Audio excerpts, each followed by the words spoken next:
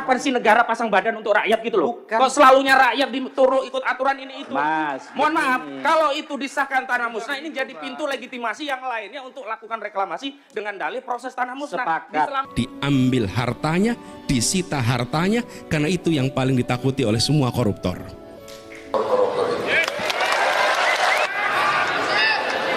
Walaupun dia lari ke Antartika, aku kirim pasukan khusus untuk nyari mereka di Antartika. Curi kok kembalikan. Bukan saya maafkan koruptor, tidak. Kenapa sih Pak RUU perampasan aset yang sangat ditakuti oleh koruptor itu seperti ditunda-tunda, jalan di tempat, bahkan semakin kesini sepertinya itu dijauhi atau dihindari untuk dibahas dan disahkan? Karena nggak ada gunanya hari ini saya ajukan ke DPR. Akan mengalami nasib yang sama pada saat diajukan di periode yang aset itu tidak ada jalannya. Kalau mau ya undang-undang perampasan aset. Diberlakukan aja undang-undang perampasan aset yang sudah. Mungkin perampasan aset bisa, tapi harus bicara dengan para ketum partai. Bambang Pacul siap kalau diperintah. Nampak di situ kan, siapa yang pro rakyat? Siapa yang musuh rakyat sebenarnya? Dan kenapa saya mengatakan cuma Anies Baswedan yang jadi harapan masyarakat saat ini? Kan ada DPR, kan ada Prabowo untuk undang-undang perampasan aset. Saya katakan kepada mereka-mereka itu, elit-elit politik sekarang, baik presiden, baik anggota DPR, berhentilah membohongi rakyat masalah undang-undang perampasan aset. Karena ini sangat penting. Perampasan aset itu sangat penting, kawan-kawan. Saya akan bahas itu sedikit. Yang pertama kita bahas, kenapa cuma Anies Baswedan, saya katakan, yang menjadi harapan rakyat saat ini. Khusus lagi masalah perampasan aset atau memiskinkan koruptor, menurut istilah Anies Baswedan. Dan kenapa kita percaya kepada ucapan Anies Baswedan? Saya juga balik bertanya, kenapa kita percaya kepada Nabi Muhammad? Kenapa masyarakat Quraisy pada waktu itu percaya kepada Nabi Muhammad? Kenapa niaga dia, perdagangan dia bisa dipercaya kemudian berlaba sedemikian besarnya? Kenapa? Karena jujur, karena amanah. Apa yang dikatakannya, ditepatinya. Dia berjanji, dia tepati. Tidakkah itu kita lihat pada Anies Baswedan? Baru-baru ini janji dia fenomenal sebenarnya.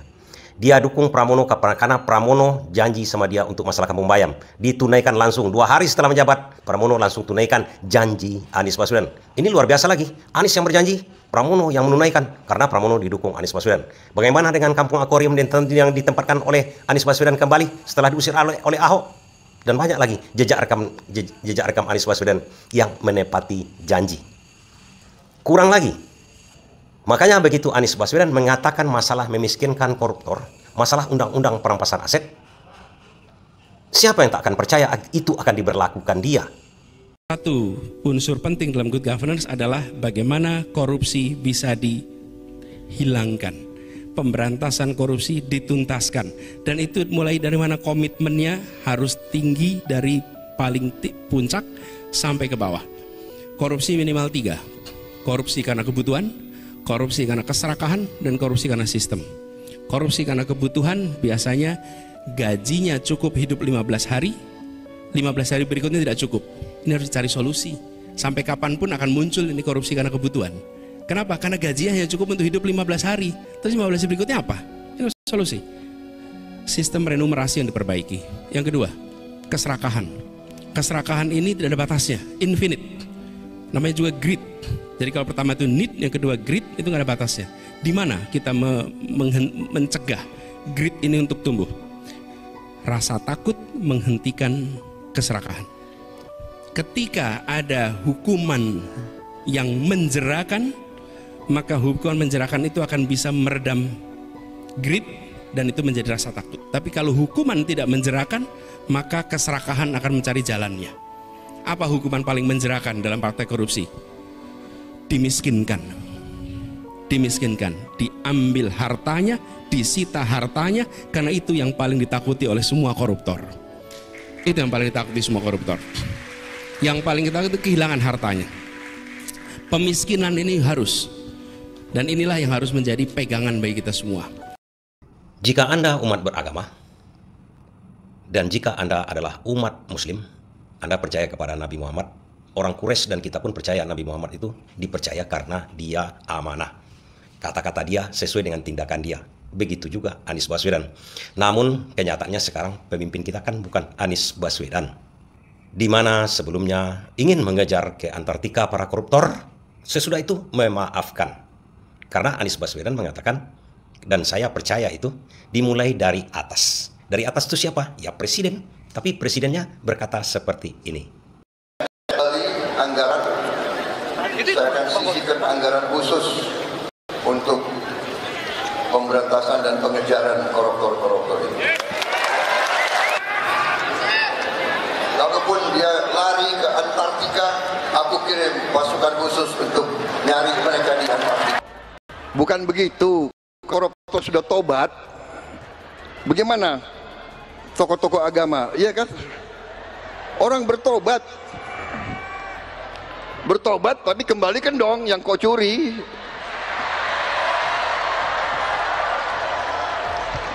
Enak aja. Udah nyolong, aku bertobat. Yang kau curi kau kembalikan. Bukan saya maafkan koruptor, tidak. Dari segi logikanya sudah tak masuk. Masa maling mau mengembalikan hasil korupsinya, hasil malingnya? Nggak masuk sama sekali. Masa disuruh ikhlas dia mengembalikan? Nggak ada cerita. Harus dirampas. Kan tak sinkron. Dikejar-kejar. Untuk apa dikejar-kejar ke situ? Kemudian diminta dia ikhlas mengembalikan begitu aja. Aneh kan? Makanya keluar statement seperti ini dari Ahmad Hozinuddin. Dalam pembahasan naskah akademik Undang-Undang Pokok Agraria bisa kita lakukan revisi. Enggak. Lah, sekarang begini, begitu. Ini temuan kami di lapangan. Pelan-pelan. Ya. Jadi kalau kemudian nomenklatur ini tidak mau dijadikan pintu masuk, dengan kata lain, sampean melakukan menutup pintu celah untuk mencari jalan keluar yang di Sumeneb. Tidak ada celah lain. Jadi sekarang saya tanya, celahnya apa kalau tidak menggunakan kalau pintu itu ini? tanah fiktif, maka itu pidana, ya batalkan. Sebentar. Nomenklaturnya saat ini PP-nya bernama penetapan. Begini, kapan sih negara pasang badan untuk rakyat gitu loh? Bukan. Kok selalunya rakyat dituruh ikut aturan ini itu? Mas, mohon maaf, kalau itu disahkan tanah musnah, ini jadi pintu legitimasi yang lainnya untuk lakukan reklamasi dengan dalih proses tanah musnah. Sepakat. Diselamatkan yang di Sumeneb, yang lainnya naik semua. Itu saya nggak mau. Iya, kan presiden diangkat oleh rakyat, dipilih oleh rakyat. Tujuannya apa? Untuk memberantas korupsi. Kenapa harus minta ikhlas baik-baik kepada para pencoleng itu? Dan itu bukan pemerintah aja yang diwakili oleh Prabowo. DPR yang dikatakan oleh Ahmad Hozinuddin itu tidak ada berpihak ke rakyat. Padahal rakyat yang menggaji, rakyat yang memilih, rakyat yang menugaskan dia untuk mengambil, merampas harta para koruptor tersebut. Dan jangan berbuat zolim kepada masyarakat. Kan itu yang dikatakannya. Logikanya dibalik-balik. Maka saya katakan berhenti membohongi. Berhenti berbohong.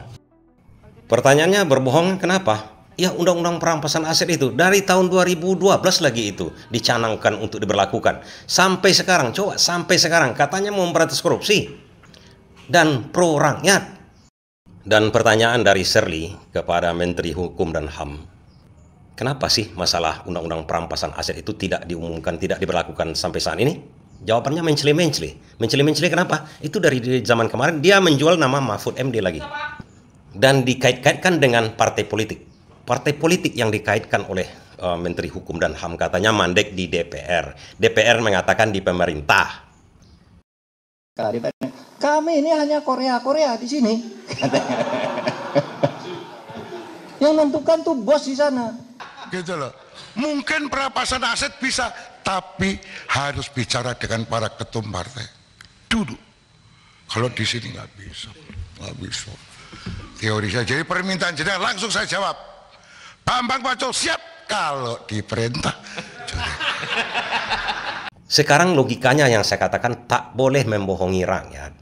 DPR itu siapa sekarang? Prabowo menguasai seluruh parlemen sekarang. Hari ini dibuatnya undang-undang, besok pagi bisa langsung disetujui. Kalau tidak disetujui, keluar dari Koalisi Indonesia Maju. Jangan membohongi rakyat lagi. Kemauan kalian semua yang tak mau. Untuk mengembalikan aset itu tidak ada jalannya. Kalau mau ya, undang-undang perampasan aset. Diberlakukan aja undang-undang perampasan aset yang sudah disetujui oleh DPR sama pemerintah dulu, tapi lalu macet di DPR. Itu saja diundangkan. Itu lebih gampang.